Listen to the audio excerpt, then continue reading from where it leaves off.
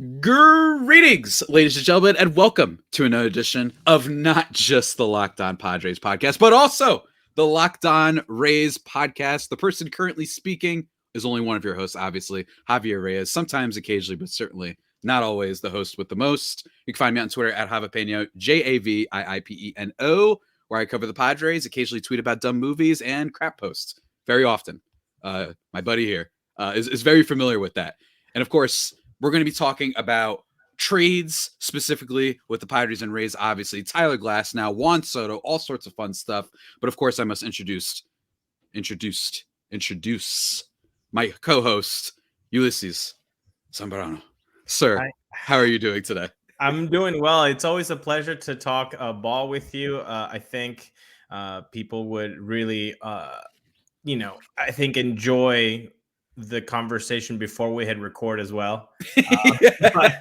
But that's just for the two of us, at least for now. No, it's great. It's great to be here with you, man. I think we are about to just go nuts here, and we might get a lot of hate on each other's comments boxes on YouTube. Oh yeah, because what we're going to be proposing here is going to be off the wall, that people are just going to be seething and just looking to just get at us.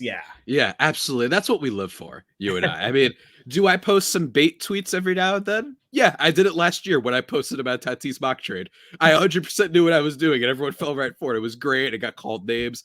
And then sometimes when you don't mean it, right? Or I posted about Blake Snell yesterday saying he gone because he was wearing a Seattle Seahawks thing. It was mostly a joke. I do think he's going to leave, but it was mostly a joke. People were like, this guy has the worst podcast, and this is just one reason why. And I'm like, amen, brother. But aside talking about the weirdness of what we do with these podcasts and that app and everything as a whole, I think the first thing that we got to do when we talk about this is, first of all, just the state of the Rays. Because the Rays have been kind of doing their thing for a while. And it feels like the Rays, I mean, I'm old enough to remember when they had the best start to a season in 2023 for a long time. So that's obviously a joke. They were on fire. You had Yandy Diaz. You still have so many great players on this team. And they are really good at always being competitive when no one talks about them, which is why I think don't watch out for them next year, even with the potential trades we might pose. But I'm wondering, what is kind of the current fan base mindset? Because from outside, feels like it went from the highest of highs to literally, for off the field reasons as well, the lowest of lows. Yeah, that's it was a roller coaster. 2023 was a roller coaster. I'm not a fan of roller coasters, so for me, just to have that in my baseball fandom, I was not enjoying that at all. You come from a very good high of just basically losing a handful of games in like the first 35 games. It was really amazing. And you actually got to learn about baseball history when, there's the New York Gothams. So I didn't know that was even a team. But when you break records, then you start going like, oh, the New York Gothams were a thing. Like that's cool. Didn't know that about baseball. And then, like you said, not only the off-field issues with the young all-star shortstop Wander Franco, but it's also, you're going to lose Jeffrey Springs after his third start, and he was looking like a Cy Young really kind of candidate. Then Drew Rasmussen, same thing, boom, you lose him for the whole year. And also those two guys for next year as well, at least the first half of the season. And then Shane McClanahan, the all-star, the guy, boom, you lose them to TJ. And so you, for the rest of this season, August, September plus 2024. So then it just became like a low light, everything. In July, they had a worst month in franchise history. They didn't even win 10 games. So it was a roller coaster. I think the fandom right now, most of it is appreciative that this team, with the market, with the dollars that they're working with, and the attention, or the lack of attention rather, that they get, they're always on the hunt. They're always in the playoffs. Like, that is commendable, and the fandom appreciates that. But that's a double-edged sword when you have that much success. The fandom has gotten used to getting to the playoffs. 2019 to 2023, that's 5 straight years of playoff appearances. And it kind of showed up a little bit in the attendance because a lot of fans were thinking, oh, they'll win the wild card game. I'll buy tickets for the ALDS. Like, I'm not getting off work at 3 p.m., 2 p.m. I'm not doing that. They're going to win, and then we can just see them in the ALDS. Wrong move, because apparently the Rays forget to hit in October lately in the last 2 series. So, it's been a roller coaster. I think now the success that they've had has kind of pushed the fandom to say playoffs are great, but we need more now. We need more. We need more than a wild card series. We need more than an ALDS. Like, it feels like most of the fandom is like, get to the ALCS. Like, even if you lose, like, get to the ALCS. I feel like most of the fandom is right there. Yeah, absolutely. And I think that while the Rays definitely belong in my soapbox category of teams where I bring up the lack of spending and what have you, one thing about the Rays is they ain't no Brewers, and they're not no Rays, and not Rays, A's. And what I mean by that is the Brewers choke like dogs. The Rays, they blew it, quote unquote, this year, but with all the reasons you mentioned, this wasn't the usual reason I bring up for why you should spend. I usually bring it up when it's like, oh yeah, shocker. The Brewers that never spend and never get the pieces over the top get blown out by the Diamondbacks, right? While other teams like the Rangers end up winning the World Series. But the Rays this year, I think it was different. And the Rays have also been much farther, many times than some of those other teams. So the Rays do deserve a lot of respect. And I don't think I'd put them quite in the same vein as your Guardians and Brewers and whatnot. But even still, really weird position, I think, to be in if you're a Rays fan, for sure. Thankfully, you're not, moving or anything like that at the moment. My God, like that, we had a Thanksgiving episode, Kevin and I, last week, and my thankful thing was the fact that we know about the stadium situation being basically 99% over. Like, the team is staying in Tampa Bay. Yeah, it sucks it's in the St. Pete's side. Like, that's a bummer, but big picture, team stays here. Yeah. Team is here, and that's awesome. Other teams from Oakland, not so lucky, for sure. But yeah, man, I think that with the Rays, I would always caution people whenever they're being counted out is right when they strike. Coming off the 100-win season, remember that. And I'm talking about not the Rays, but the Yankees. Coming off their 100-win season, re-signing Aaron Judge. You've got the who else in the damn division? Rodon. Rodon and that stuff. You still have the Orioles. Obviously, they were great this year, but and then what happens? The Rays, they start off 13-0 to the season. They have the best start. They're first in everything. And there's still a lot to be excited about. The Yandy Diaz thing, and I've talked about on my show.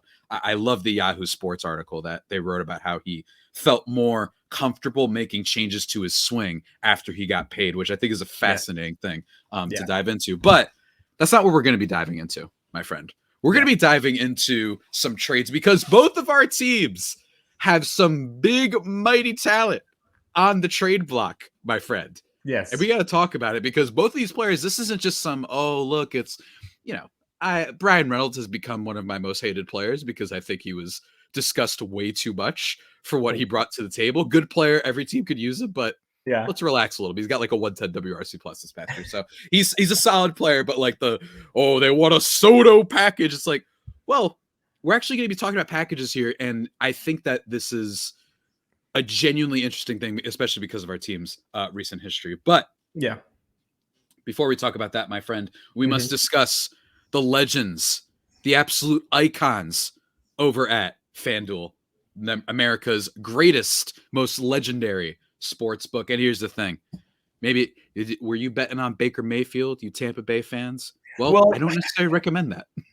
Not in the last 6 games. It hasn't been fun. No, not necessarily there, but interesting stuff nonetheless.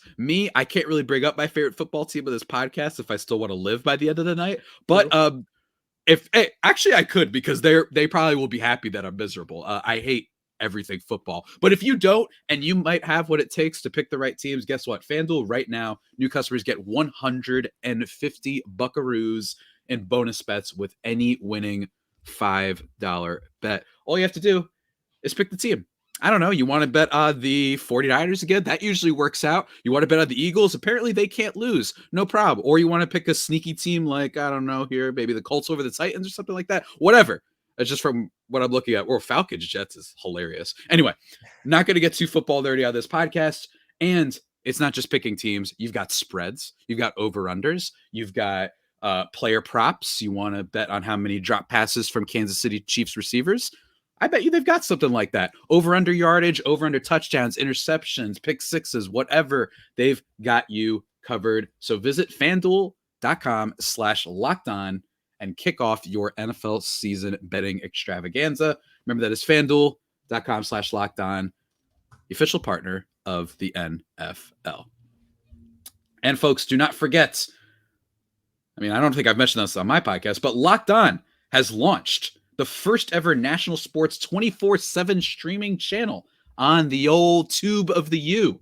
Locked On Sports Day is here for you 24/7, covering the top sports stories of the day with local experts of Locked On, including occasionally, perhaps, maybe me and Ulises will make an appearance. We're not in baseball season just yet, but hey, we'll see. Plus our national shows covering every league. Go to Locked On Sports Today on YouTube and subscribe to the first ever national sports 24/7 streaming channel. Go check that out. Ulises, here's the thing. We're back, first of all, everybody. Okay. We're back. We're back into it. Let's get into it. All right. Trade time. But before we get into it, I'm still teasing people just a little bit more. The reason why I reached out is because aside from the players, with Juan Soto and Tyler Glasnow being at the center of this, we've made a lot of trades these past few years, especially since I've been hosting this podcast. Yeah. And most of them, I think the two out of the three have basically gone the Padres way for the most part. Although it's not the Rays' fault the way how do I phrase this? Give me 1 second. It's the Padres' fault that the Cronenworth thing hasn't done better because of the extension, et cetera, et cetera. But Emilio Pagan, that trade with Manny Margot, our former legend, has done pretty good stuff for the Rays. I know that. So that one was a win for them. Emilio Pagan, I don't even think is currently pitching for a major league team. Then you have the Tommy Pham and give me 1 second, Xavier Edwards, correct, I believe is who it was, in exchange for Jake Cronenworth and Tommy Pham. And Pham was the centerpiece of the trade. You might have won that one. And then he, of course, does better once he left. Was in the World Series this past year. Yeah. But Jake Cronenworth was I don't remember the last time the Rays missed on a prospect per se. Cronenworth ends up becoming an all-star caliber player, had a down year because they put him at first base. We don't have to get into that thing. And then, of course, the most infamous one now for Rays fans everywhere is the Blake Snell trade, in which the Padres gave up. The centerpiece was Luis Patino, who is not even on the Rays anymore. And while it looked a little bit like, the Rays won yet again, Snell won himself a Cy Young. So, that's just how trades go sometimes. But maybe the Padres, Preller, has he figured out are they the only team that could get the best of you? Well, you know what? You look at that Snell trade, and hindsight, it's like there must have been something else, like the taking him out in Game 6. Like, did that affect at all that decision-making process? Was it, maybe it's not, maybe this is us just like speculating, and everything it was completely cool right after the game with Cash and Snell in the front office and how he was handled. But maybe there's something else there. I think in the age of baseball savant and Fangraphs and all these things, which are awesome, they're fantastic tools, I think sometimes we get a little bit too much into them and we forget that these guys are human beings, and human beings have feelings, and feelings are not logical, and emotions are not rational. So, it can be tough, and it's also a job. So when you go into a clubhouse, like, that chemistry matters. Like, and if you don't think it matters, then I just believe that you've never been in an office setting at a job. Like, everybody has a job, usually, and when they go to a job, they like their co-workers, and they like who they're working with, their teammates, and that's just normal. And so, like, was there something else that led to that decision making? Because you look at the trade, and it was awesome. The prospect package, right? I mean, you not only get Luis Patino that's got the stuff, you got Francisco Mejia. Can he develop into a very good hitting catcher? Yeah. You've got Cole Wilcox. My goodness, the high ceiling on that guy. And then you have Blake Hunt, who we had on the show, and he spoke like a future general manager. Like, he was so articulate. He was awesome. But 3 of those guys are no longer in the 40-man. They're not even in the organization right now. So, it definitely does not look pretty for the Rays for Rays fans if you look at that trade right now. Yeah. And I think mentioning that 3 of the 4 Padres fans that are yelling at me whenever I consider trading Robbie Snelling, currently their best pitching prospect, keep that in mind. Just keep it in mind. I'm not saying you blow up the farm all the time. You need to have assets. You need to have ammo, wiggle room to move around. That's how the Rays are able to do a lot of their stuff as well. But it just goes to show you that we don't know. You know what I mean? You could get all Ultron and AI, coded as you want, but you're just not going to be able to predict this stuff. No one has a crystal ball. You can prospect hug. I know we all have our favorite prospects, and you can hug one. Maybe you can hug 2, but don't hug the whole farm. You're not that. Nobody has arms that big. It's like TV characters that you've been watching since season 1 and you're on season 9, or comic book characters you knew from the 80s and are still hanging around or whatever. Like, you just get really attached that you don't always want the change. But we're talking change, man. Let's do it. Let's go. Juan Soto and Tyler Glasnow. You came up with a basic mock trade. I'm flashing it on the YouTube screen right now from everyone's favorite MLB trade machine application that is just easy engagement on Twitter as far as I'm concerned. But the trade, we thought it'd be very simple, especially given that both of these players may be gone going into free agency or what have you the following year, especially in the case of Juan Soto. Padres give up Juan Soto. In exchange, they would get Tyler Glasnow and Colin Pache. Ulises, first of all, here's the thing. I think that it's possible that the Padres would throw in a little bit more.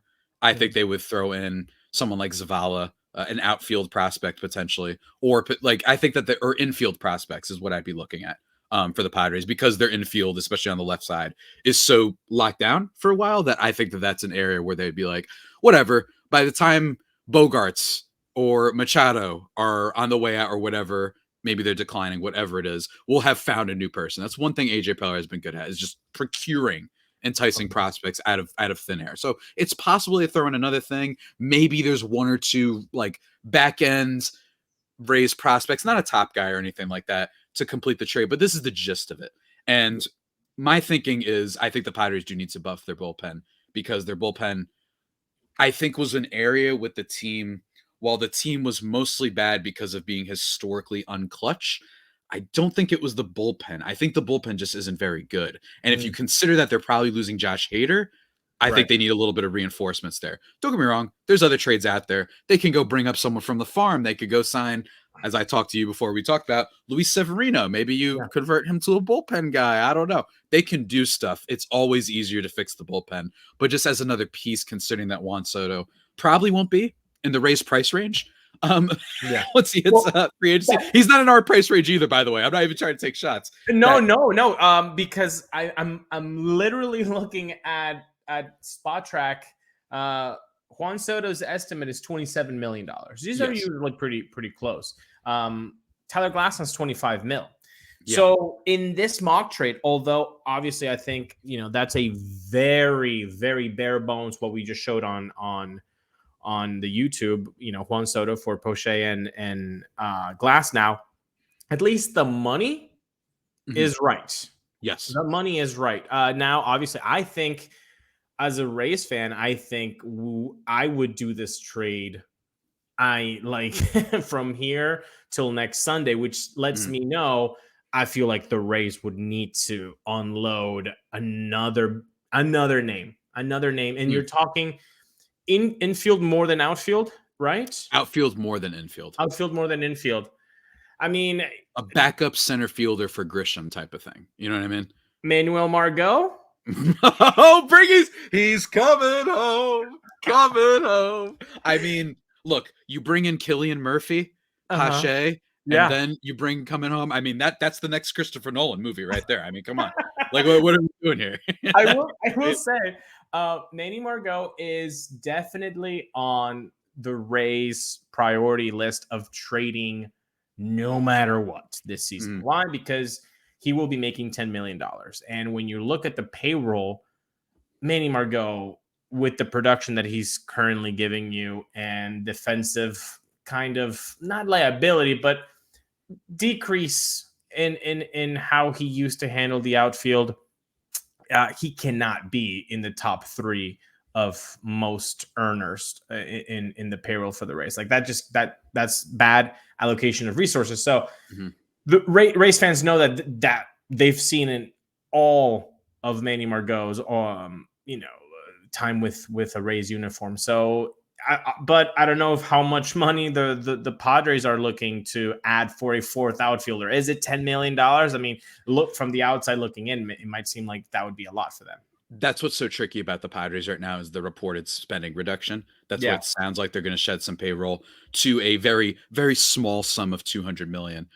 So they still have plenty of room. It's just that it comes at a time when you're losing Hader, you're losing Snell, and you have Soto. That's why it's viewed in a lens of, oh my God, they're cratering. And then they took out a loan. Now, I think that story is a little bit overblown. Yeah, look, guys, I mean, not to get too political out here, but it's like, guys, rich people don't go broke the same way. Like, relax.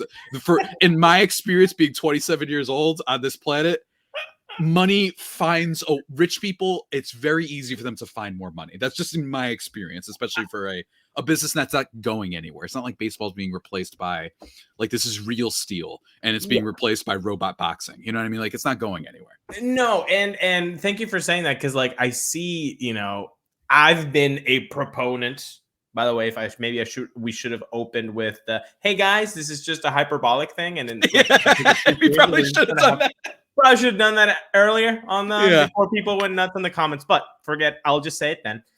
I've been a very strong proponent of do not trade Glasnow. You cannot trade Glasnow if you want to compete in 2024. I don't care about the $25 million, because when you look at the Rays rotation, bro, Eflin, career year. Yeah. Civale, unknown projection. Zach Littell, he was a bullpen arm for most of his career. Then you turn him into a starter and he's awesome, but that's a question mark. Tash Bradley, sophomore slump, sophomore growing pains. I mean, he had a 5 ERA plus in his rookie year. And then 5th in the spot would be a guy that's coming off from TJ, Shane Boz, Pirates legend in the Glasnow Archer trade. So you're asking him how many innings? And Springs and Rasmussen are not going to be joining the rotation till July, August. So you take Glasnow out of there. It's crazy how thin the rotation now becomes. Now, I know a lot of people would probably say, well, Ulises, if they're trading Glasnow, they're probably going to get some help for the rotation. Duh. And that's all fine and dandy. But when I look at guys like Lance Lynn earning $12 million, $10 million, and Kyle Gibson earning around the same thing. So you're telling me Gibson and Lynn basically equal $24 million, which is basically what you're going to end up paying Glasnow. I'll take one Tyler Glasnow way over guys like Lynn and Gibson. I mean, Rich Hill made $8 million last year. That's where the market is. So, God, I wish I was good at sports. I wish I was good at sports, man. It's crazy. Man. It's crazy. The market is elevated so much that, honestly, Tyler Glasnow at $25 million is a good deal. Yeah. I think, and I talked about this on my episode yesterday, talking about the top free agents, which is, I think that given it's a light free agent class, it's very top heavy. Everyone always needs pitching. So I think that we're going to get a bunch of deals, Sonny Gray, whoever it ends up being, Blake Snell even, that are going to be like looked at as overpays, because it's not like there's money elsewhere to go and you always need starting pitching. So I think teams are really going to buckle in there. Not to mention some trade candidates like Corbin Burns and Devin Williams and Shane Bieber, among many others. So, and I also think you bring up a good point with the injuries. That's what I think stops this deal. If Rasmussen, Springs, if two of those three and Shane McClanahan were healthy, I think the Rays are like, heck yeah, like let's rock and roll. But now you get rid of that, like you said, that just feels, look, I believe in the Rays. We talked about this before. You could take my high school chemistry teacher, and that guy's going to be throwing 99 in 2 months. You know what I mean? Like whoever it is. But are you pushing that development team? Are you gambling a little bit too much on that development team? I have no doubt that Juan Soto would be great for them. He would probably be awesome to have him on that team, a guy who's going to be a real anchor for that offense, especially with the losses, especially with a little bit of decline of Brandon Lau. We attested to the Wander Franco situation. But you still got Randy, all that stuff. But I just think that the Rays will, even for the Rays, you like to have at least that one guy. And then they're like, have the one guy, and then we'll cook. We'll cook for the rest of the people. We'll figure it out. What's his face? Jason Adam will come back, right? Like Ryan Thompson, Jalen Beeks, Javi Guerra, former Padre. They can turn those guys into, 1-win players, whatever it is. It's what the Rays do. But I do agree with you that you kind of want to have Cillian Murphy. You kind of want to have Oppenheimer in there as the lead of your movie. Is it the same without him? I don't think so. But it is still the Rays. And like you mentioned with the salary, is it possible that they say, got to dump him right now, even if Juan Soto is going to be making $27 million possibly next year, which is the other part. And I've tried to stress this on Locked On Rays, like in the postmortem conference between Peter Bendix, who is now president of baseball operations for Miami, Eric Neander, and Kevin Cash. When they asked him point blank, what are your payroll stipulations for the next year? Eric Neander, without hesitation, said, if we roll out the same names again, we would be comfortable in doing so. That's full well knowing that it would be $120 million. Now, $120 million might not sound a lot to a lot of other markets, but when you're in Tampa Bay and you know that the highest it's ever been is like 78.5, 79, 120 sounds like, baby, we rich. You can't get those heels. Daddy's got them. Daddy's got them. So 120 sounds like a dream to us. So I am going to believe in Eric Neander, and hopefully that means that there will be no salary dumping except for Manny Margot's 10 mil. Yeah, I think that one makes a lot of sense. And again, teams that need a fourth outfielder, they'll say screw it. The Dodgers will pick him up or something like that, right? Like someone will come out and say, we believe in him a little bit. They just re-upped Jason Hayward actually, so like they can turn. Teams are not just going, oh yeah, FanGraphs said this player is better. You know what I mean? Like there's so many things that go into this, so many teams that are higher or lower. There's probably teams out there that hate Jackson Merrill and are like, that guy stinks. Now, I would disagree. I think everything proves the otherwise, but you don't know. Ethan Salas, the 17-year-old catcher. I don't know. Whatever the top prospects are for the Rays at the moment, like you don't know exactly. And while this is fun, I think that I remember when we did the Blake Snell trade talk, and that was years ago. That one was more like, well, they have some reinforcements. At the time, I believe they had Glasnow like on the come up, so it was like, of course he gets hurt, but you can't predict for that. I think you're right though. I think that I don't see this team going out, the Rays, I mean, and spending on that big free agent starting pitcher. I did throw out Ulises Sambrano, Frankie Montas, maybe. Like I could see some flyers. I'd be mortified, by the way, if I'm on an AL East team and I see them get one of those two guys. I'd be like, oh, that's it. Montas is back. I don't know. Just chalk it up. He's going to be a good player, like it. But I agree with you. If not for the injuries, I think this trade is a banger. I think that this trade works, but with the injuries, with the unsureness, Shane Baz could be great. I wouldn't be surprised if he's a damn all-star caliber in the first half, but he's coming off the TJ. You know what I mean? And guys coming off Tommy John surgery.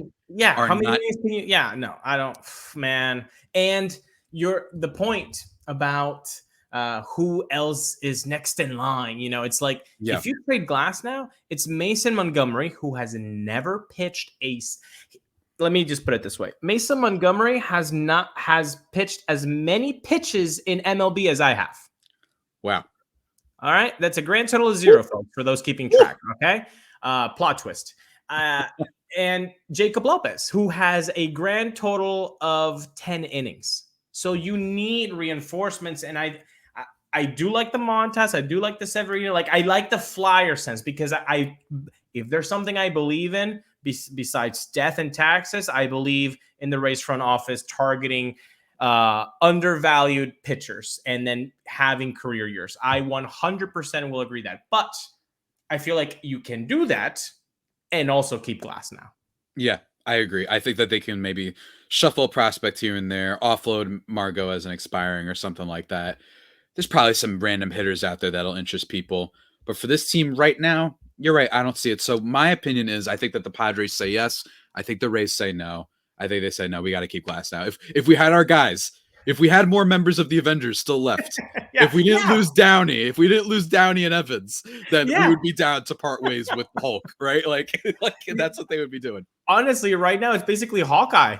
You know, it's like, that's it. Hawkeye's like, dude, really? No one else showed up to New York? It's just me. Heck, it might be Logan. My God, it's gotten really bad for you guys. Like, it might be Logan is a better one for you. Just post-apocalyptic. Exactly. He's the only one left. You've got Shane Baz as Xavier, like just losing his powers and everything, right? Like, really rough. But yeah, man, I think that overall, I wouldn't sleep on the Rays, but I think that this trade, while it is a lot of fun, I don't think that it makes sense for the Rays, even if it would be really fun if the Padres were to.